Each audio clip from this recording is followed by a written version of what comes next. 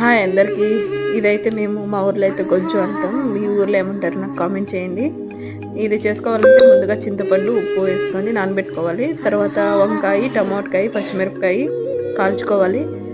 ముందైతే మనం అమ్మ వాళ్ళు అయితే పొయ్యిలో వేసి కాల్చేవారు. ఇప్పుడైతే అలా లేదు. ఇలా కాల్చుకున్న వాటిని మనము వాటర్లో వేసి పైన స్కిన్ అంతా మొత్తం తీసేసి శుభ్రం చేసుకోవాలి.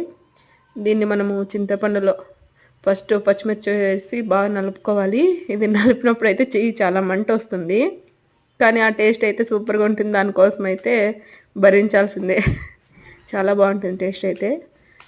చూసారు సాఫ్ట్గా అయిపోయింది. వంకాయ, టమోటా, పచ్చిమిర్చి వేసుకొని చింతపండు అన్నీ బాగా కలుపుకోవాలన్నమాట. ఇప్పుడు ఆనియన్స్ కూడా మధ్యలో కట్ చేసుకొని అవి మొత్తం కలిపేసి వేడి వేడి అన్నంలో వేసుకొని అయితే ఇంకా కొత్తిమీర వేసుకుంటే బాగుంటుంది. నా దగ్గర అయితే లేదు ఇప్పుడు వేడి వేడి అన్నంలో తింటే చాలా బాగుంటుంది.